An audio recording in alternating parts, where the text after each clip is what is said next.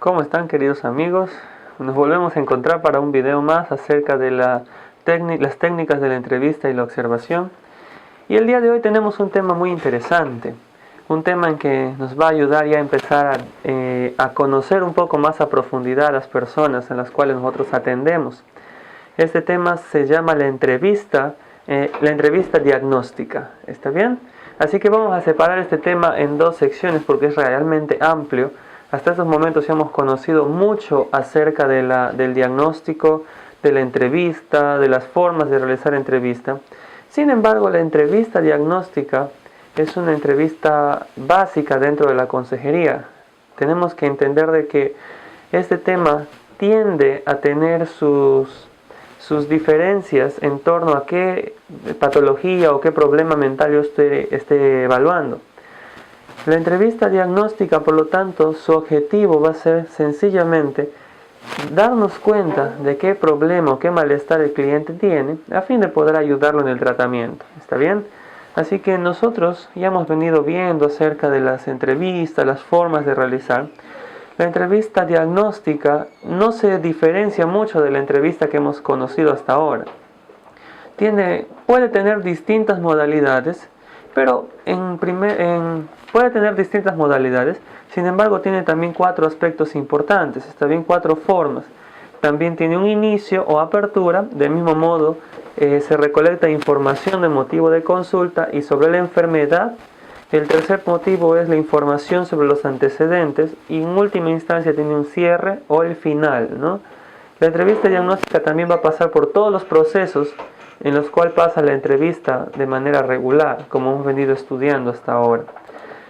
En el inicio o apertura, entonces nosotros tenemos que entender de que cuando llega un cliente a nuestro consultorio, cuando llega un cliente al lugar donde atendemos comúnmente, o es intervenido en algún medio como la iglesia, como una sala de juegos, ¿no?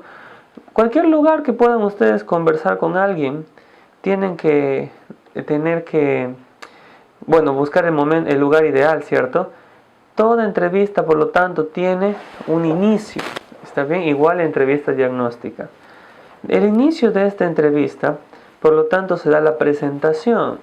Ustedes como consejeros se van a presentar, ¿cierto? Yo soy fulano de tal, he estudiado temas de consejería.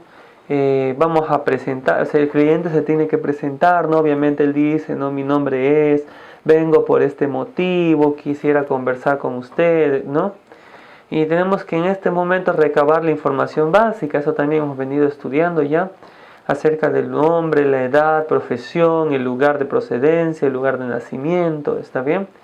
Esa información básica se recolecta al inicio o la apertura. Y obviamente pues una vez que se ha creado un vínculo de rapport dentro de la entrevista, tenemos que preguntar el motivo de consulta, ¿está bien? Y ustedes ya saben cuál es la pregunta para esto, ¿no? Sencillamente, ¿qué es lo que puedo hacer por ti? ¿Qué te trae por aquí? A ver, dime qué es lo que te puedo ayudar. Esas preguntas nos dan el inicio o la apertura.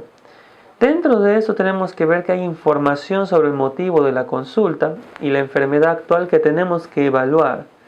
Nosotros como consejeros tenemos que ver que hay contenidos de la información que el profesional tiene que terminar esta parte de la entrevista, o sea, la parte inicial. Al saber el motivo de consulta tienes que terminar conociendo básicamente qué aspecto está quejando, qué problema queja a nuestro cliente. Tenemos que tener bien en claro por qué el cliente ha acudido a nosotros. Eso tiene que estar bien en claro en nuestra mente. Tenemos que, por qué ha hecho eso, por qué ha acudido con nosotros y justamente por qué ha venido en este momento y por qué no nos ha buscado antes o por qué no ha buscado ayuda en otras personas, ¿no? Tenemos que preguntarnos qué es lo que tiene el paciente. Muy bien. ¿En qué sentido lo que refiere constituye un cambio? ¿Cómo estaba antes de eso? ¿Cómo lo ha detectado? ¿Cómo él se ha dado cuenta de que tiene un problema? Eso tenemos que indagar también en el motivo de consulta. ¿Desde cuándo lo tiene o cuánto se hallaba previamente bien? ¿Está bien? ¿Desde cuándo surgió el problema? Si él que se encontraba bien, ¿a qué atribuye la aparición del problema? Tenemos que evaluar todos estos criterios en torno a cómo el cliente piensa que su problema surgió. Por lo tanto, esto nos va a ayudar a ver si es que lo percibe como algo grave, como algo complicado, como algo sencillo, ¿está bien? Eso también nos va a dar mucha información acerca de esta dificultad que él está atravesando. Tenemos que evaluar también dentro de el motivo de consulta, como estábamos estudiando, cuál es el coste, o sea, las limitaciones que nuestro cliente tiene. ¿Cuáles las limitaciones en cuanto a la autonomía? ¿Hasta qué nivel el problema no le deja avanzar, no le deja ser independiente? ¿Hasta qué nivel el problema está chocando o haciendo algún tipo de barrera entre sus interacciones diarias, entre sus actividades diarias? Tenemos que conocer exactamente todo eso a fin de que nuestro cliente nosotros podamos dar a nuestro cliente una alternativa de solución adecuada. En este mismo instante, en ese mismo momento también debemos ver que los recursos que ha desarrollado el propio paciente y cuáles de estos recursos le han ayudado también a poder tener una percepción clara de su problema, ¿está bien? ¿Cómo le ha parecido al cliente acerca de esto? Nosotros tenemos que tener bien en claro, queridos amigos, que los problemas de los clientes muchas veces ellos no los ven de manera específica, sino que ven de manera general. Ya hemos hablado acerca de eso. Entonces yo debo ir haciendo preguntas en torno al problema que me está mencionando para que pueda ir desligando la información e ir tomando puntos importantes para poder resolver todo esto. ¿Está bien? Así que en el motivo de consulta hemos visto varios aspectos que deben ser tomados en cuenta a fin de que podamos recaudar la información más adecuada. Tenemos que informarnos sobre los antecedentes. Acuérdense de esa palabra, ¿está bien? Antecedentes. Los antecedentes personales fisiológicos y los hábitos de estilos de vida. Lo más importante y generales son el sueño, la ingesta, el sexo, el trabajo, los hábitos y factores de riesgo que la persona tiene, ¿está bien? Yo tengo que enterarme sobre qué antecedentes tiene mi paciente, ¿no? Si tiene un problema, también tengo que saber algunas cosas que se relacionan a su problema. Si es un problema de interacción familiar, quizás le pueda preguntar acerca de qué alimentos consume, qué horas duerme, cuánto tiempo trabaja, si sale a pasear con la familia, ¿cierto? Si tiene algún hábito que es un hábito negativo, o consume alcohol, consume drogas, tengo que evaluar los antecedentes que pueden estar causando el problema, ¿no? Hay muchos en especial y tenemos que buscar alguno que pueda satisfacer el resolver el problema de este cliente. Tenemos que evaluar también los antecedentes personales patológicos, ¿no? Nosotros somos, ya les dije en otra clase, nosotros somos la suma de lo que nuestra familia es. Hemos acarreado nuestros problemas, nuestras dificultades de nuestra configuración familiar pasada, ¿está bien? Hay familiares que tenemos que tienen dificultades igual que nosotros. Inclusive pueden haber problemas patológicos como esquizofrenia, retardo mental, obsesividad, compulsividad, problemas más graves dentro de nuestra familia y que eso también puede afectar consciente o inconscientemente nuestras vidas. Así que debemos evaluar eso en nuestro cliente, ¿listo?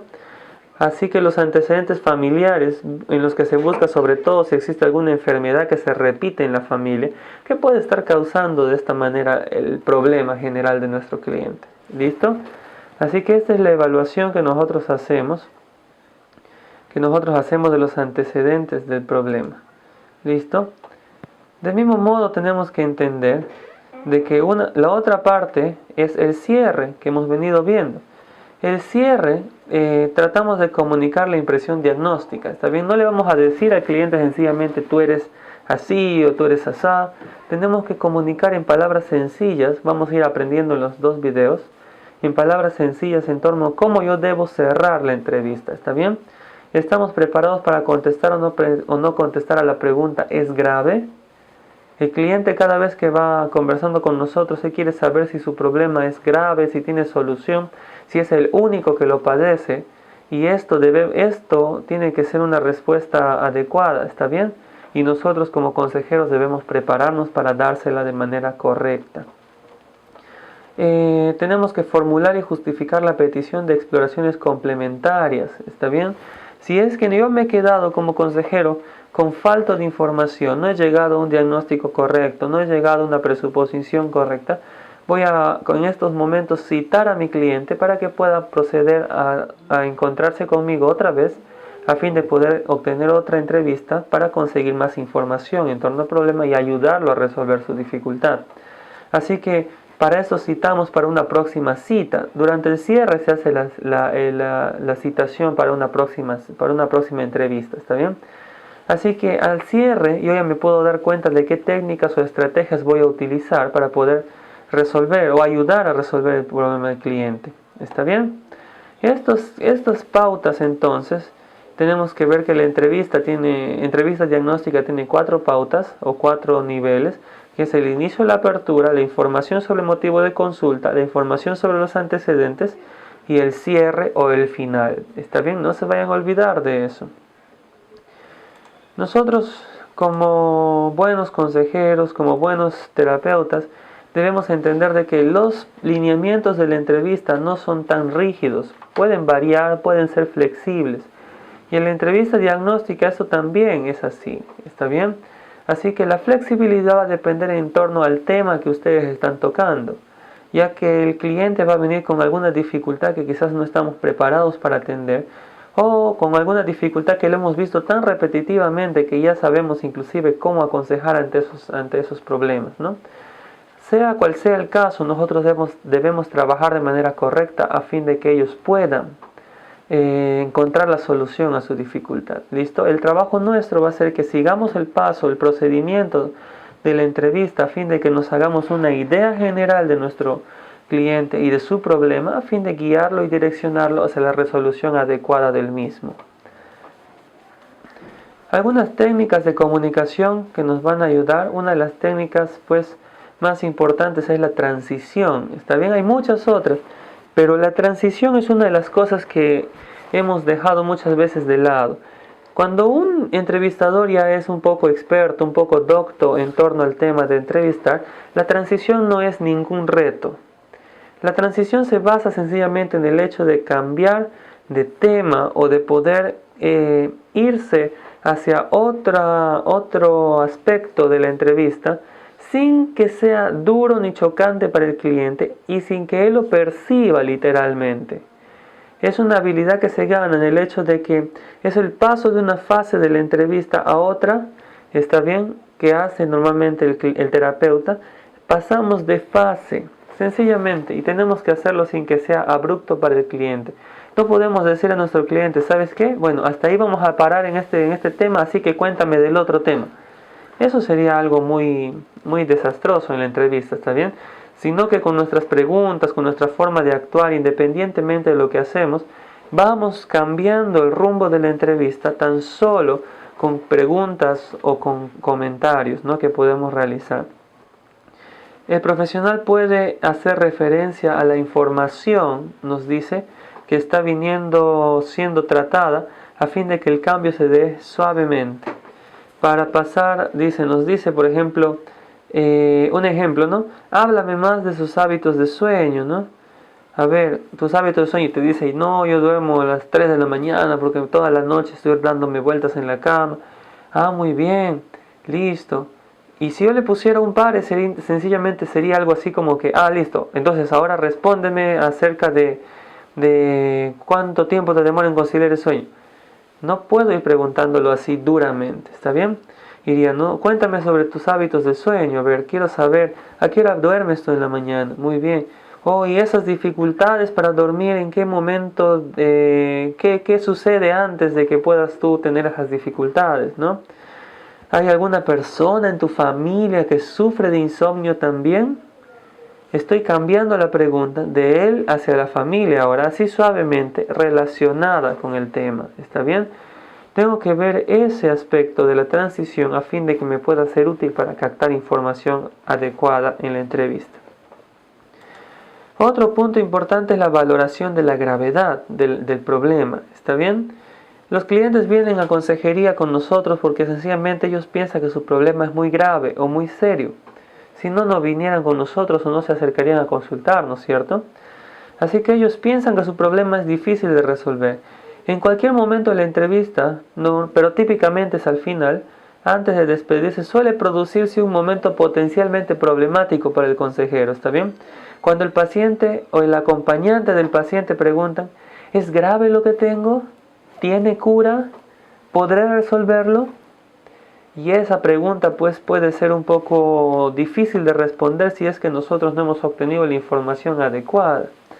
Si se tiene experiencia y empatía, estas fuentes de preocupación se anticipa a ellas porque nosotros nos anticipamos a eso. Pero vamos a saber siempre que el cliente va a necesitar de saber si es que lo que tiene solución.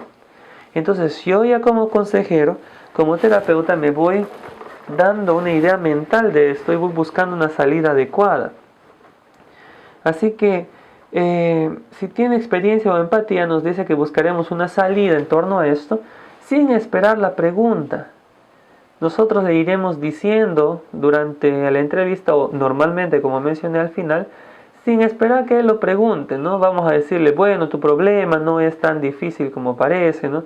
Muchas personas sufren de esa manera, así que en este caso vamos a poder, si tú trabajas duro, si tú trabajas bien, haces los ejercicios que te voy a ir dando, tu problema posiblemente va a ser resuelto si pones de tu parte, ¿no? Si aprendes a confiar en tus dificultades y realmente quieres cambiar. Tu problema no es grave, muchas personas lo sufren, así que no eres el único ni el primero en este mundo que lo está sufriendo. Así que adelante, vas a poder proceder. Tenemos que recordar que no podemos hacer promesas falsas. Está bien, no podemos decirle sí te vas a curar, porque realmente no lo sabemos. Pero sí podemos prometerle de que si es que él hace su esfuerzo, él va a salir adelante y va a mejorar su condición. Está bien, quizás no resolver su problema, pero mejorar su condición en gran medida. Sea por iniciativa propia o como respuesta, nos dice ahora la cuestión del paciente, el profesional ha de ser honesto, ha de hacer referencia a la falta de información y evitar aventurarse en afirmaciones carentes de fundamento o que no está autorizado para hacer. Por un malentendido deseamos que el paciente se tranquilice a toda costa. ¿Está bien? Recordemos que lo que queremos es tranquilizar al paciente, pero no queremos mentirle. Si nosotros le mentimos a nuestro cliente, no seríamos buenos consejeros, pero tampoco le podemos dar falsas expectativas en torno a la gravedad de su problema. Eso tiene que salir en torno a que si él tiene los requisitos para poder resolver su dificultad de manera adecuada, si tiene los recursos para que lo pueda hacer, ¿está bien? Eso es en relación a la valoración de la gravedad de los problemas. Esta parte es muy importante, ya que los psicólogos normalmente tratan de que el paciente no pregunte acerca de la gravedad de su problema, sino que se busca ayudar a nuestro cliente sin tener que esperar a que él sencillamente nos mencione, porque así suavemente vamos dando la información a nuestro cliente, le vamos a indicar casi al final de la entrevista que su problema tiene solución, si es que él puede controlarse, si puede manejar la información de manera adecuada. Así que recuerden, amigos, no deben esperar que el cliente pregunte, ¿está bien? Si ustedes se hacen un compendio, un resumen de toda la información, y a través de esto ustedes le dicen a su cliente lo que él necesita escuchar para poder tranquilizarse. El llegar a estar tranquilo pues es un inconveniente muy dificultoso para el cliente porque él está sufriendo. Entonces hay que darle la fortaleza necesaria para que lo pueda realizar de esa forma. Entonces, viendo la gravedad del problema, nosotros somos personas, somos consejeros que vamos a evaluar de manera correcta a nuestro cliente. Entonces vamos a buscar la mejor solución a su problema, ¿está bien? El mejor método de emprendimiento a su problema. Las dificultades de ellos son normalmente muy grandes, así que mientras mejor captemos la información, mientras más apliquemos la escucha activa, vamos a reconocer qué es lo que está aquejando a nuestro cliente y así lo vamos a tratar de manera correcta. Amigos, recuerden que la información es valiosa. Mientras más información ustedes puedan obtener de su cliente, información verídica, información correcta, van a poder resolver bien la dificultad. Muchas veces ya los clientes tienen muchas barreras en torno a cómo compartir su información, pero nosotros somos capaces, tenemos que practicar para poder direccionar a nuestro cliente adecuadamente. Tenemos que tener también cuidado con las informaciones de contenido emocional, ¿está bien? Durante toda la sesión diagnóstica va a ocurrir que nuestros clientes van a ponerse emotivos. A lo largo de toda la entrevista el paciente puede ofrecer información sobre aspectos biográficos de contenido emocional o que vive como problemas, ¿está bien? Cuando tú le vas haciendo preguntas, cuando tú le vas haciendo le vas sacando información, obteniendo información, él puede hacer recuerdos que le van a causar mucha tristeza, ¿está bien? Quizás con la relación con sus padres, o la muerte de un familiar, o la pérdida de alguien cercano, o el término de alguna relación, va a hacer que el paciente empiece a poner esos aspectos biográficos de su vida y le causen malestares, le causen problemas. Otras veces esta modificación del estado de ánimo aparece tras la información que nosotros damos. Puede suceder de dos tipos, ¿cierto? Eso es lo que estoy mencionando.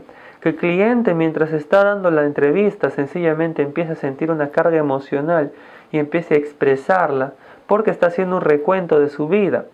O del mismo modo puede ocurrir que nuestras palabras, nuestras preguntas pueden hacer que en el cliente se cree una carga emocional que desdobla pues en alguna reacción emotiva diferente o semejante a la que se espera, ¿no?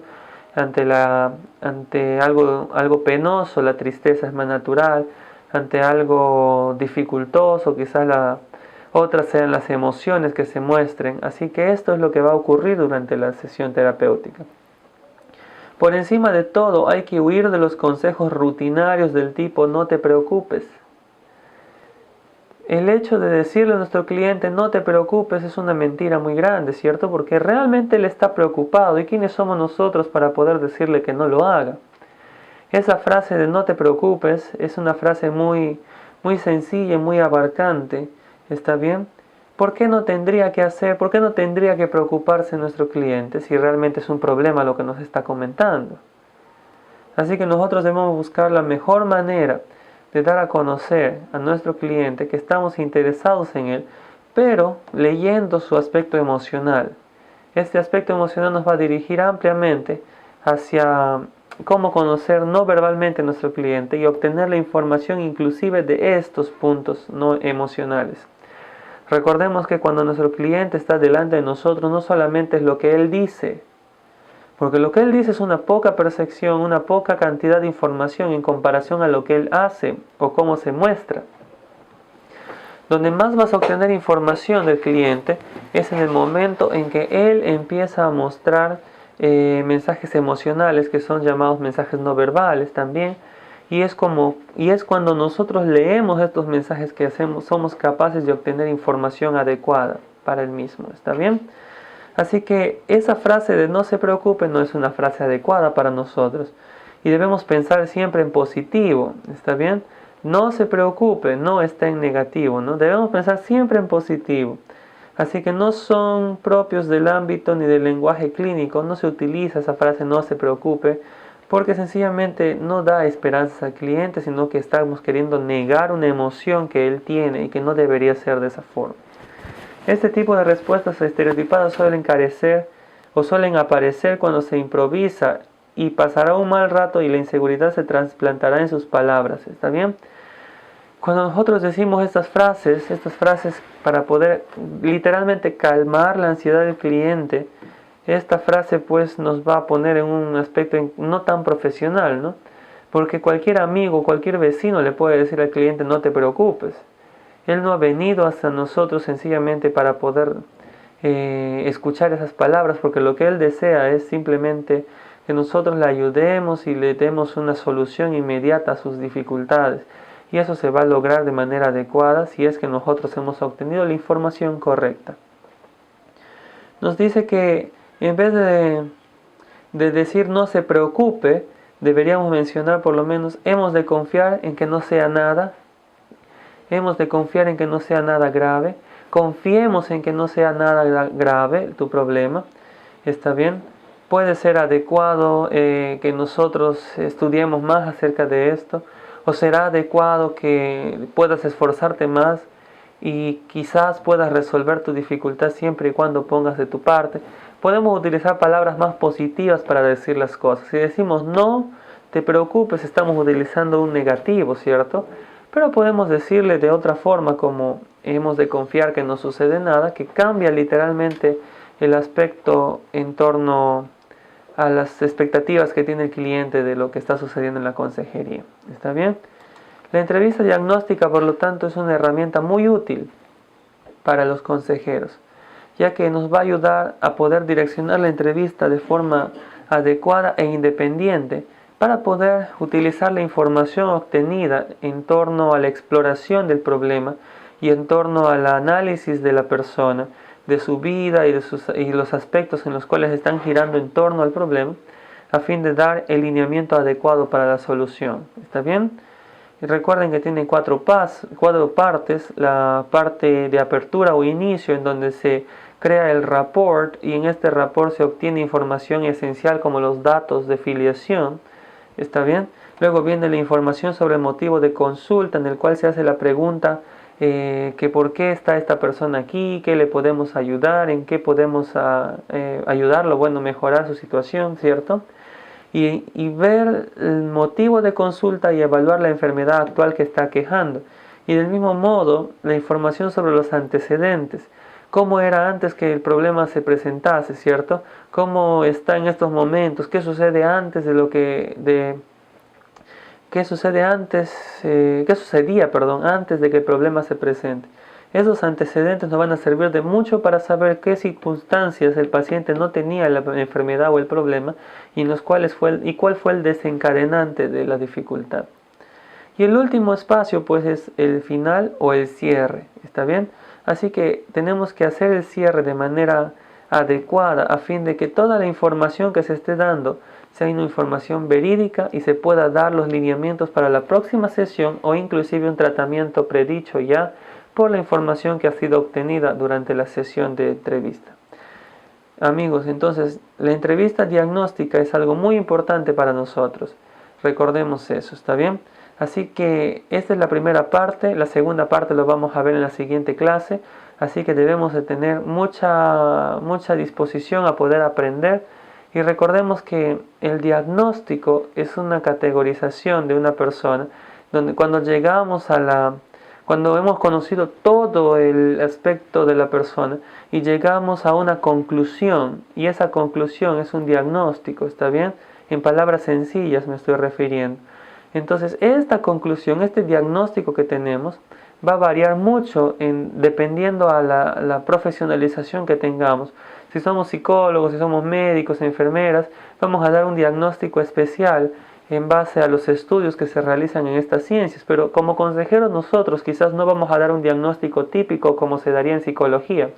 Quizás no vamos a tener un informe psicológico que hacer y decir que este cliente sufre de anorexia nerviosa, por ejemplo, o términos tan complejos como esquizofrenia paranoide.